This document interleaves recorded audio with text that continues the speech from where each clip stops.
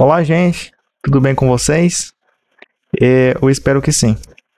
Mais uma aula aqui no canal, como visto na última aula, ao qual eu apresentei o cálculo do custo de capital próprio avaliado pela fórmula do CAPM, KPM, e do cálculo do custo de precificação lá de capital, certo? Como eu havia falado para vocês, se você não assistiu a última aula, eu vou estar deixando aqui um card aqui acima para que você acompanhe antes de você ver essa aula, para que você se entere melhor do que será discutido hoje aqui. O que acontece aqui, gente? É que no modelo de custo de precificação de capital, o famoso CAPM, existe a presença de uma variável que avalia o nível de risco sistemático de um negócio, certo? Então, relembrando aqui o cálculo do custo de capital próprio aqui para vocês. Então, o CAPM, ou seja, o meu custo de capital próprio, né, ele vai ser, então, o quê? Ele vai ser o retorno esperado, né, que significa, então, a minha taxa livre de risco, somado com o adicional da multiplicação de uma variável de risco medida pelo beta, que multiplica, então, ali, o meu retorno da carteira de mercado, menos a taxa livre de risco, ok?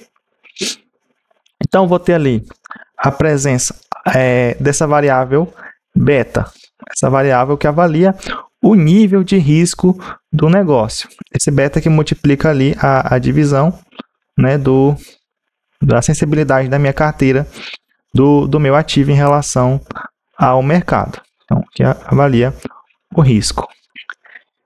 E aqui na planilha do Excel, eu preparei um cálculo prático e, de fato, de como se avaliar e chegar no resultado desse famoso beta, que configura-se como uma variável de mais difícil alcance, né, de avaliação de resultado para o acionista, que avalia, então, o risco sistemático da firma.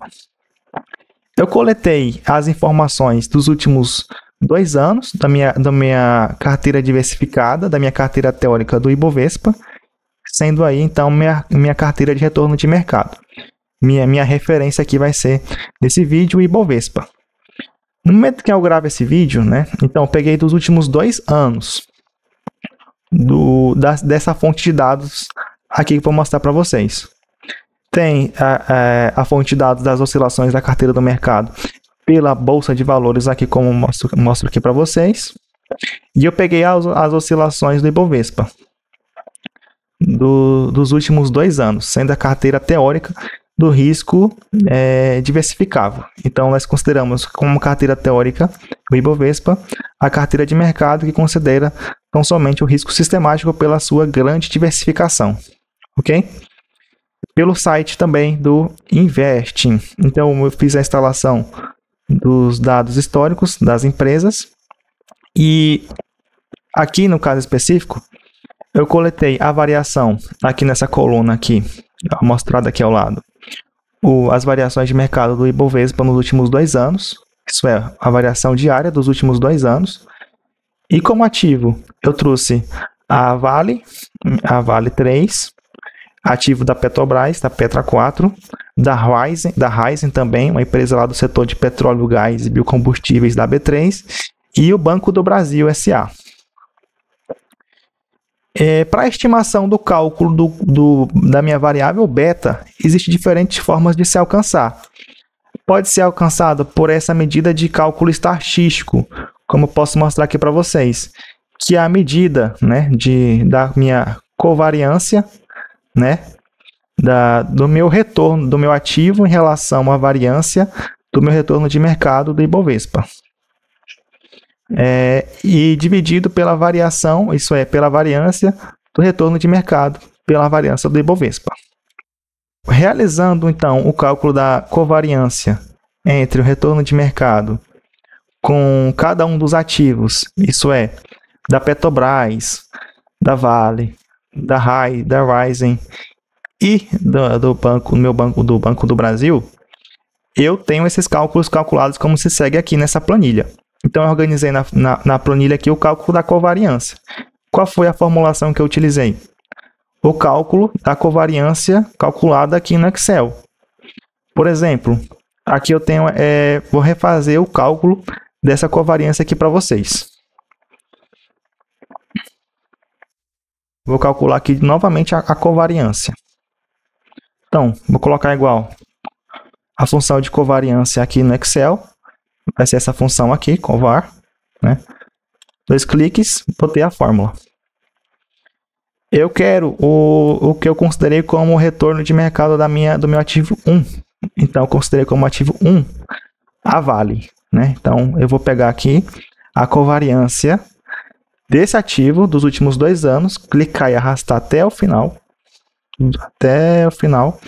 avaliado lá os últimos 2 anos, as variações diárias dos últimos 2 anos. Chegando aqui, eu vou apertar ponto e vírgula, e agora vai ser realizado o cálculo da covariância agora, mas dessa vez do retorno do ativo da carteira de mercado. Então, vou clicar aqui e arrastar novamente como foi feito com a coluna do meu ativo, no meu caso, a Vale. Até aqui no final. E apertando Enter para concluir a fórmula, ele já me retorna aqui em cima, aqui no Excel, o cálculo já da covariância entre o meu ativo com o retorno do índice de mercado. Eu fiz esse cálculo para os outros índices da Petrobras, da Raízen e do Banco do Brasil, ok? Depois, eu vou calcular a variação da minha carteira de mercado do Ibovespa. Não do ativo, mas tão somente da carteira de mercado do Ibovespa. Como que eu fiz esse cálculo aqui, então? Eu calculei através da função var, aqui dentro do Excel, das oscilações diárias do Ibovespa, até o último dia calculado dos 2 anos considerado aí a formulação da estimação. Depois, seguindo o modelo beta, de cálculo do beta, agora eu vou calcular as covariações, covariância de cada uma das covariações entre o ativo e o meu Ibovespa, pela variação do Ibovespa. Então, eu dividi esse ativo, essa covariância, com essa variação. Eu encontrei aqui, ao término de realizado esse cálculo, um beta de 0,873, 1,068, 1,305 e aqui, no caso do Banco do Brasil, SA, eu encontrei 0,918 como beta calculado ou risco sistemático desse ativo. Então, no primeiro caso, da Vale, da Petrobras, da Raízen e do Banco do Brasil. Ok? Seguindo essa metodologia de cálculo aqui. Como foi visto anteriormente, esse cálculo do beta expressa o risco sistemático, de maneira que um beta alavancado, isso é, um beta maior do que 1, significa uma oscilação maior do que o meu ativo considerado, no meu caso, o Ibovespa. Então, nós consideramos como empresas alavancadas aqui a Petrobras, a Cosan e o Banco do Brasil muito próximo de 1. O beta que se afastou um pouco em relação igual à oscilação do nível de mercado, a empresa Vale, 0,873 calculado. Um outro cálculo que a gente discutiu na parte teórica foi através do cálculo da reta de regressão, para se alcançar e atingir o mesmo beta calculado. Como que eu faço aqui no Excel? Eu vou utilizar a função de análise de dados, certo? Então, eu vou vir aqui com vocês. Vou utilizar a aba de análise de dados de uma função aqui do Excel. Vou vir aqui na guia dados.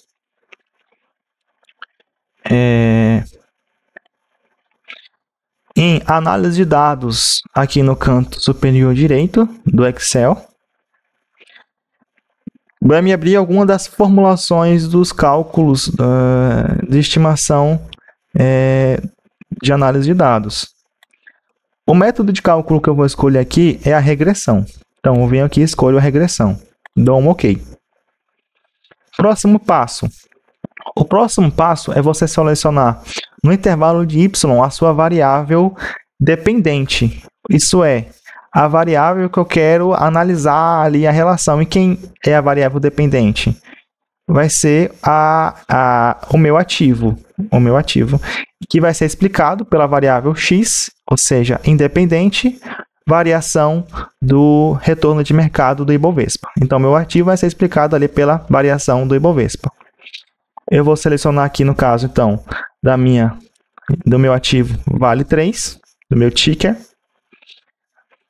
até o final, aqui no eixo Y, da variável dependente. E o próximo intervalo que eu vou estar selecionando agora com vocês é o intervalo da variável x. O intervalo da variável x vai ser o Ibovespa. A gente vai vir aqui e segurar até o intervalo dos dados desejados. Chegamos aqui até o final da tabela. Obrigatoriamente eu coloco assim, né? Porque são pares ordenados. E eu considerei que não tem rótulo, isso é, só tem dados aqui. Realmente tem apenas dados. Eu vou considerar que esse resultado dessa regressão saia para mim uma nova planilha. E que eu vou querer o cálculo aqui dos resíduos. Aplicando em OK, veja o que acontece. Ele vai me criar uma nova planilha, tá? Então, ele criou para mim aqui uma nova planilha. Vou estar tirando aqui para vocês. Esse daqui, vou mover para cá, para enxergarmos melhor. E o que acontece?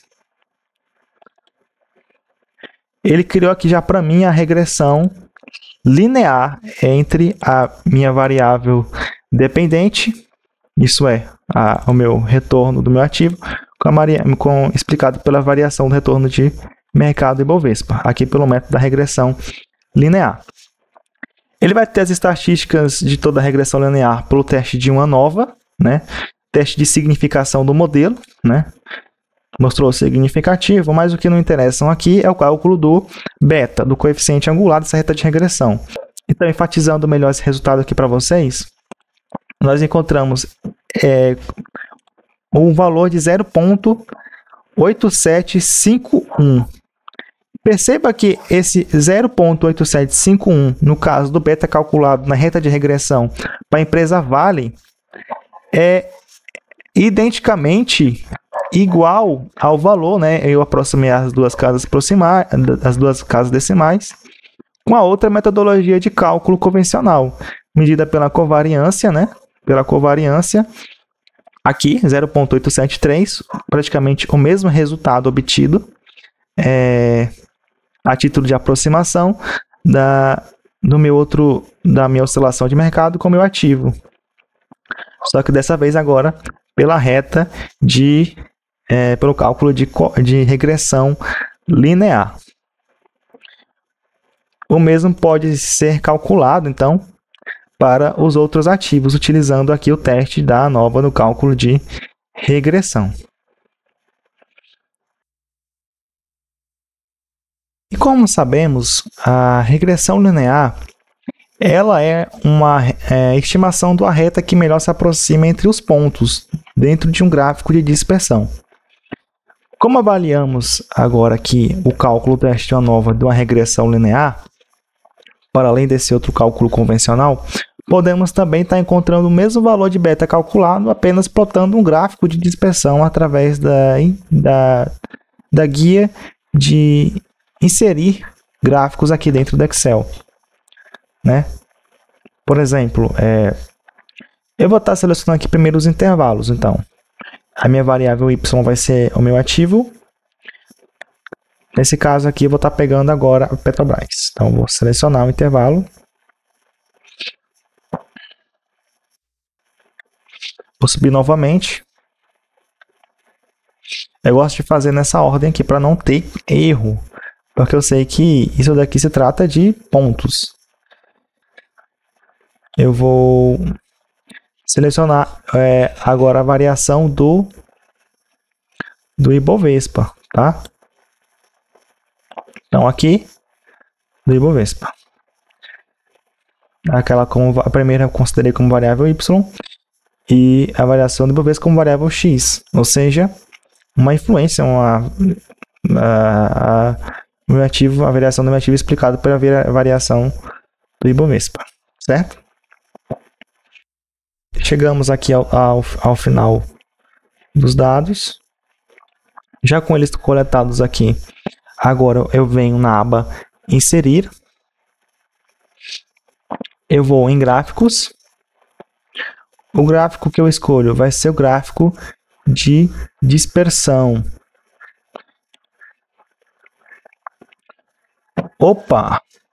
Você pode ver que um gráfico para mim, ele foi gerado aqui, né? Um gráfico foi gerado para mim, um gráfico aqui, né? Um gráfico aqui de dispersão. Aqui, nesse xzinho aqui ao lado que aparece do meu gráfico,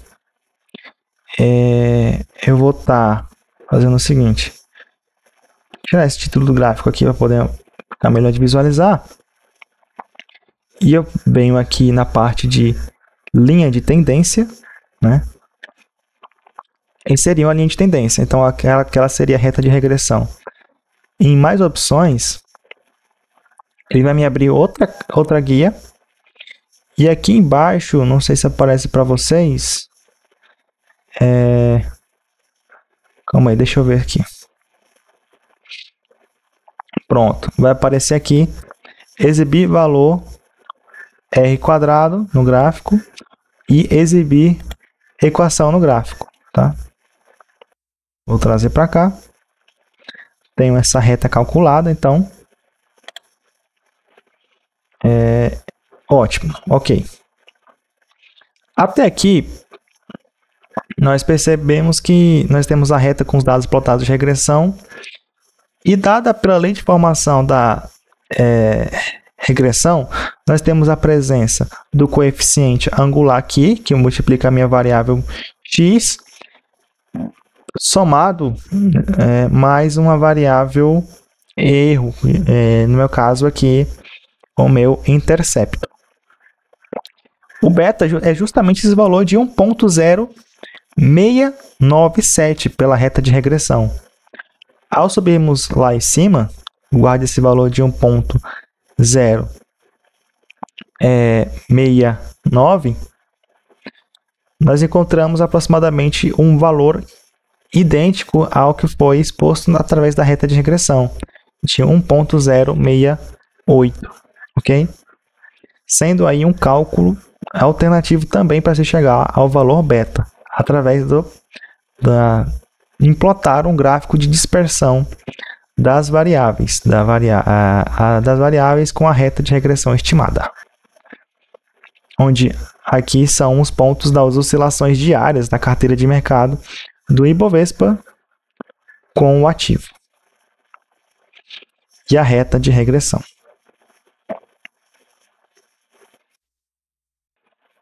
Eu espero ter esclarecido a respeito de como se calcula e de como se estima o beta, né? Avaliando assim o risco do seu ativo em relação à remuneração do índice de mercado, nesse caso, ao Ibovespa. No mais, eu agradeço, gente, e eu fico por aqui e até a próxima. Tchau, tchau.